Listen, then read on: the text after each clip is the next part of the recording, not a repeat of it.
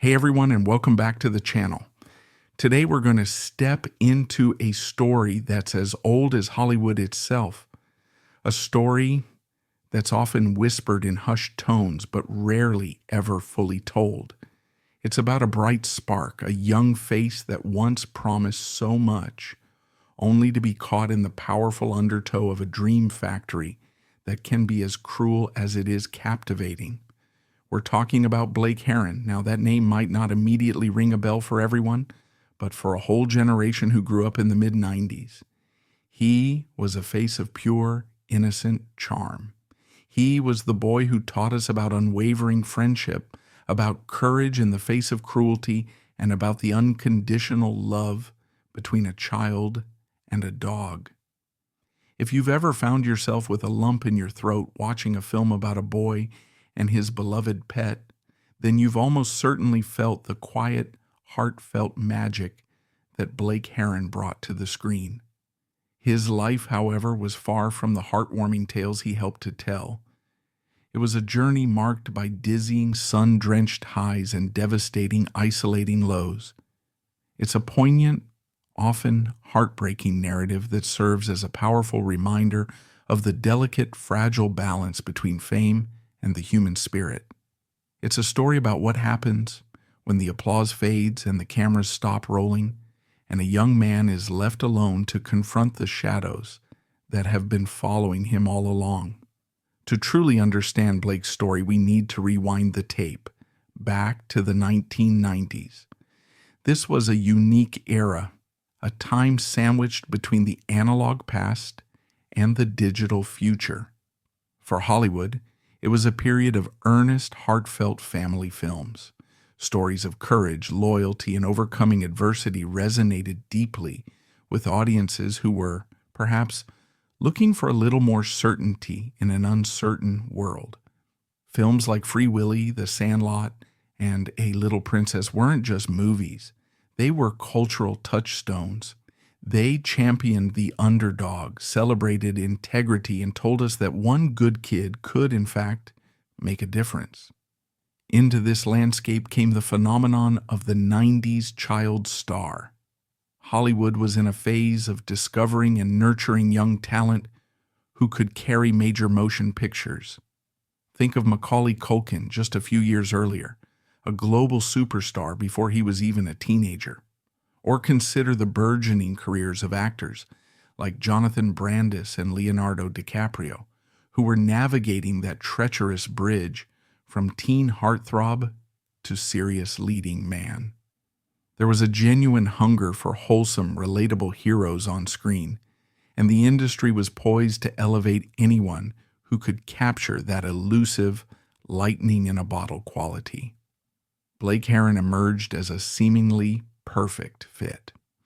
Born in 1982 in Sherman Oaks, California, he was a product of the San Fernando Valley, a sprawling suburb that lies in the shadow of the Hollywood sign.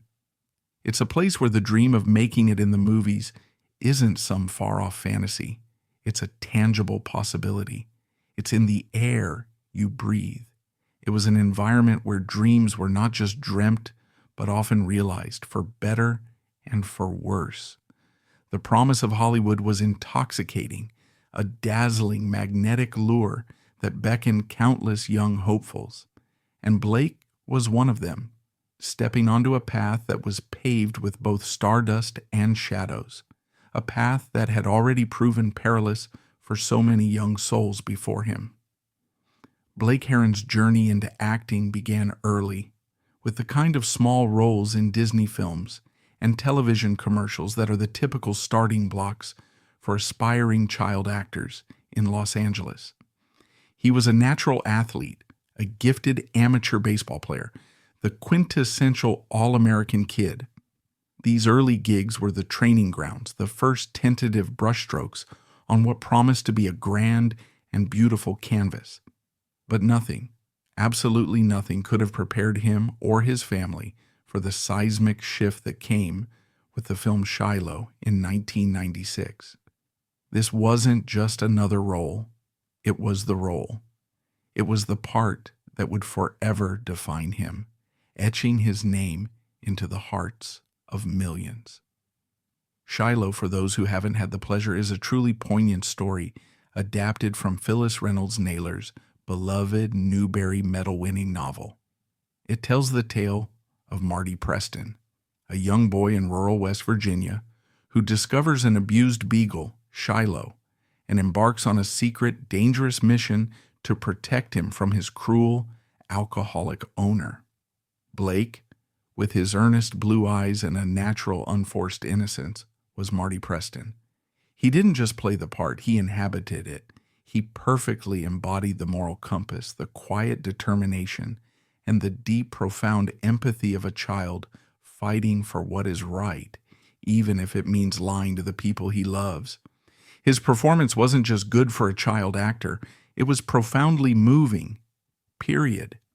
He conveyed the complex internal conflict of Marty, the gnawing fear of his father's disapproval, the guilt of his deception, the desperate, fierce love for this helpless creature, and the sheer, unadulterated joy of a bond that transcends species. He did it all with a subtlety and maturity that was astonishing for a 14-year-old. The film became a critical and commercial success, celebrated for its heartfelt, unflinching portrayal of animal welfare and the quiet bravery of childhood. And just like that, Blake Heron was everywhere. He wasn't just a child actor anymore. He was a bona fide star. His portrayal of Marty earned him a Young Artist Award for Best Performance in a Feature Film by a leading young actor. This was the moment. This was the launch pad. He had the quintessential looks of a teen idol. The sandy blonde hair, the piercing eyes, that genuine, unassuming smile. The industry and the public saw in him the next big thing, a potential successor to the likes of Jonathan Brandis, or even a young Leonardo DiCaprio, both of whom were experiencing their own meteoric rises at the time. The future seemed boundless, a clear sky paved with red carpets and blockbuster movie roles. Following the massive success of Shiloh, he continued to work steadily. He appeared in films like Tom and Huck and the family comedy Address Unknown. He also landed a main role in the television series Nick Freno, Licensed Teacher, playing a mischievous student named Jordan. He was doing what young stars are supposed to do, building a resume, honing his craft, living the dream that so many chase but so few ever catch. Yet beneath the glittering surface of this rapid ascent, a silent, insidious battle had already begun long before the flashbulbs of the Shiloh premiere started popping. What very few people knew, what was kept carefully hidden from the public eye, was that Blake had already started experimenting with drugs as young as 12. Let that sink in for a moment. 12 years old. An age when most children are navigating homework, schoolyard crushes, and the awkwardness of middle school, Blake was already grappling with the insidious grip of addiction. The pressures of Hollywood, even for a child who isn't yet a household name, are immense. The constant auditions and rejections, the demanding schedules, the early and unfiltered exposure to a world of adults, it can be a crushing weight for a young, developing mind.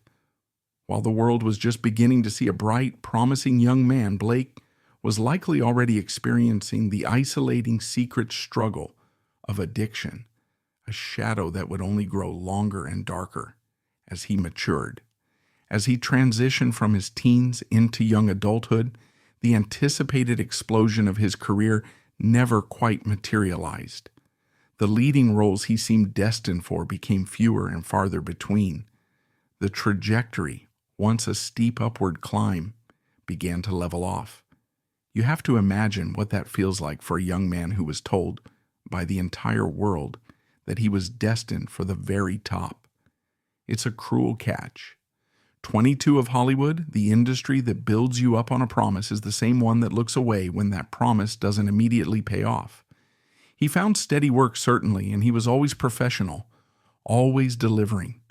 He gave memorable guest appearances in popular shows like NCIS, Criminal Minds, ER, and Boston Public, often playing troubled or intense young men with a depth that hinted at his own private struggles.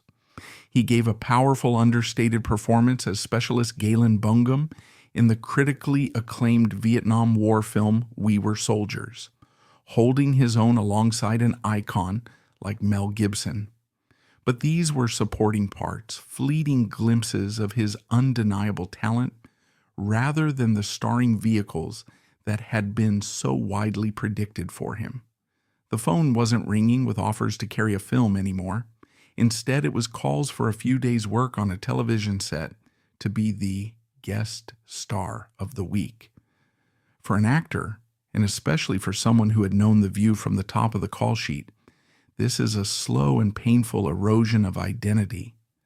The disappointment wasn't just about fame or money. It was about the art, about the loss of a future that seemed so certain, so tangible that you could almost taste it. This period of professional uncertainty coincided with a terrifying intensification of his personal battle, the two feeding off each other in a destructive spiral. The void left by a stalled career is a dangerous space, and for Blake, that void was increasingly filled by something much darker. What might have started as youthful experimentation with drugs morphed into a full-blown, life-altering dependency, specifically with heroin. Heroin is not a party drug. It is a drug of escape, a way to numb the pain of disappointment, to silence the nagging voice of what if. The devastating irony here is almost too much to bear. The bright-eyed boy who had so tenderly touched the hearts of millions in Shiloh, the very symbol of youthful integrity, was now fighting a private, desperate war against one of the most destructive forces imaginable.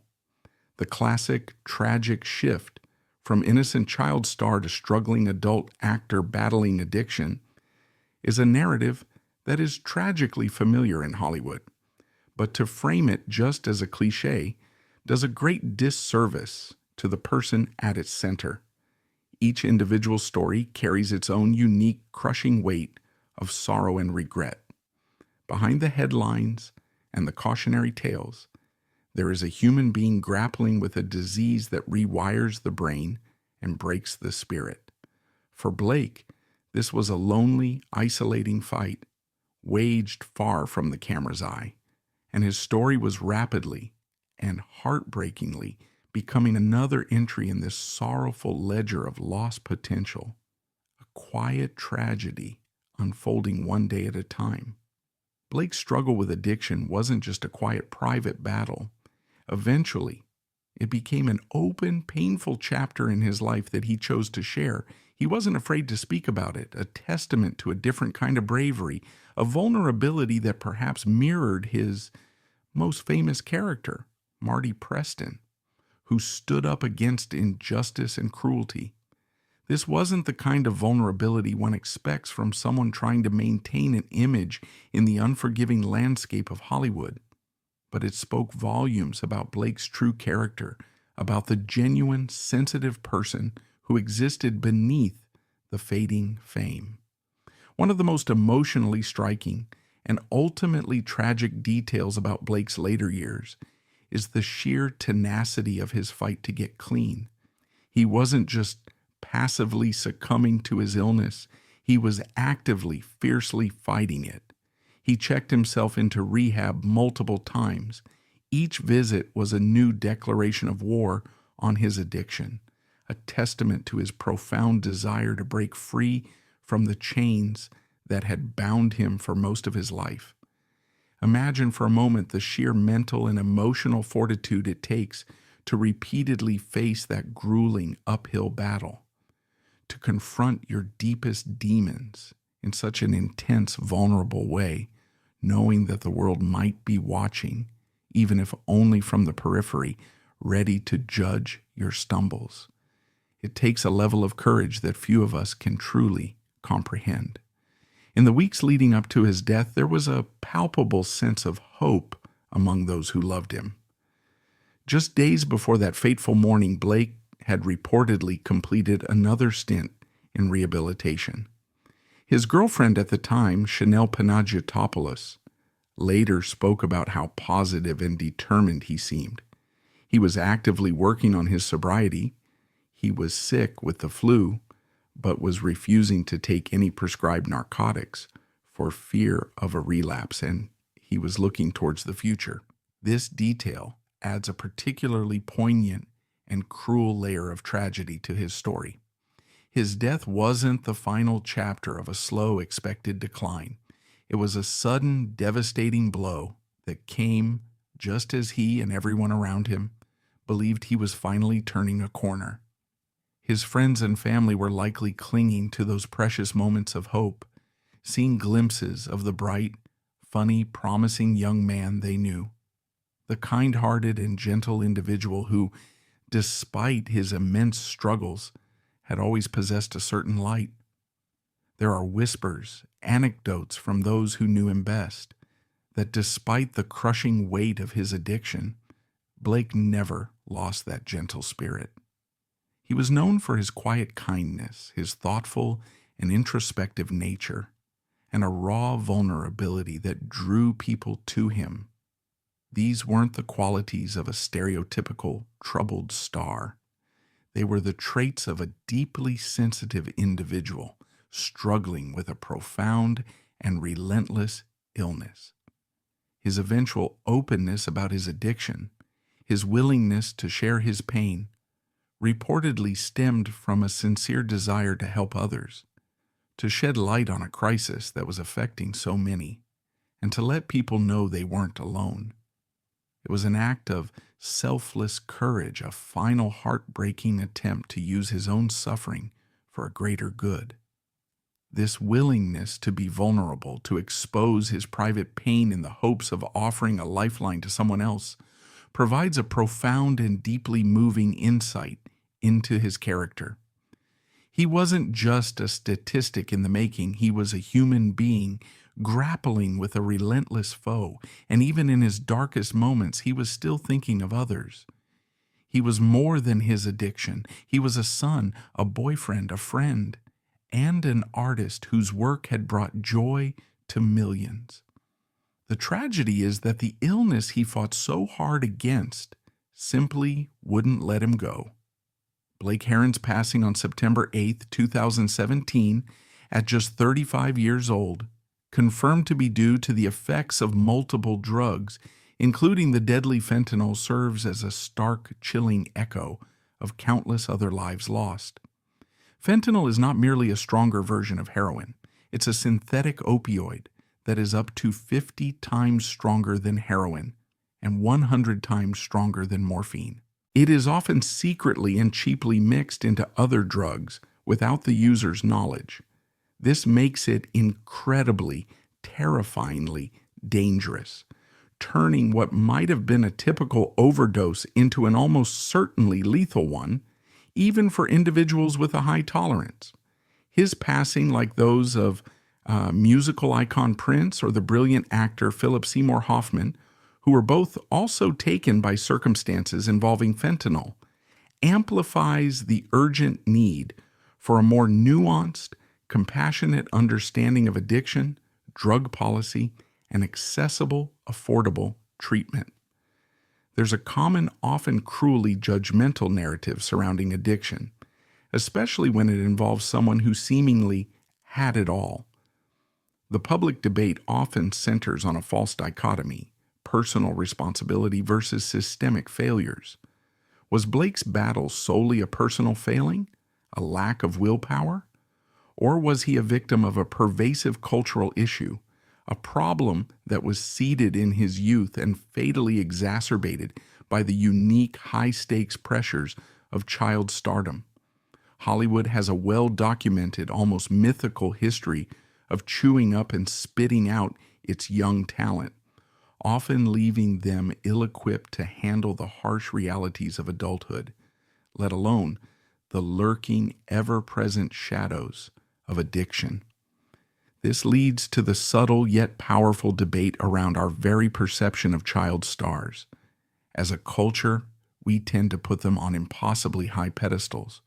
We project our hopes and our nostalgic dreams onto their innocent faces, and then, all too often, we criticize them harshly when they inevitably fail to live up to our idealized, unrealistic expectations.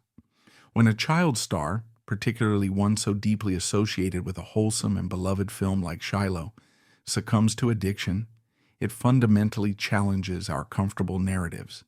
It forces us to confront the uncomfortable truth that behind the dazzling lights and the cinematic magic, there are real people, often very young and very vulnerable, navigating immense, unimaginable pressure. Blake's story challenges the public to look beyond simplistic blame and toward the complex, tangled interplay of mental health, socio-economic factors, the pressures of modern life, and the ruthless, predatory nature of the illegal drug trade. In this context, his life and death become more than just a biography.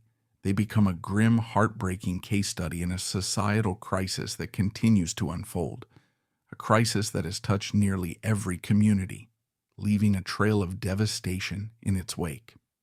So, what can we truly learn from the life and death of Blake Heron? We learn about the incredible, enduring power of storytelling to connect us, as his performance in Shiloh continues to do decades later. We learn about the utter fragility of human life and the insidious, suffocating grip of addiction, a disease that can overshadow even the brightest of starts. We learn about the vital importance of empathy, not just for the characters we love on screen, but for the real, complex, and often hurting people who portray them. His story forces us to look beyond the glittering, carefully constructed facade of fame and to see the human being in their entirety, with all their vulnerabilities, their private pain, and their desperate fight for survival. It reminds us that compassion, understanding, and robust support systems are not luxuries, but absolute necessities, especially for those who, like Blake, were once seen by the world as the very embodiment of hope and innocence. As we close the chapter on Blake Heron's story, we're left with a profound sense of melancholy, a quiet, lingering sorrow for a life that held so much promise and ended far, far too soon.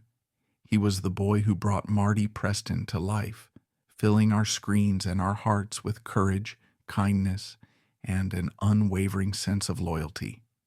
He showed us the simple, beautiful truth of a boy's love for his dog, a bond so pure and strong it could move mountains. Yet off-screen, he wrestled with a darkness, an illness that ultimately consumed him. Blake Heron's life is a poignant, powerful reminder of the fragile balance between triumph and tragedy, between the public persona we see and the private pain we don't. His legacy isn't just in the films he made, but in the echoes of his personal battle, a battle that serves as a heartbreaking testament to the devastating, indiscriminate impact of addiction. We remember him not just as a child star frozen in time, but as a human being who fought with immense courage even in his darkest moments, and who, in his struggle, offered a final silent plea for our understanding and our compassion. May his memory inspire us all to foster a world with more empathy, more support, and more hope for those who, like Blake, find themselves lost in the shadows, fighting for a way back to the light.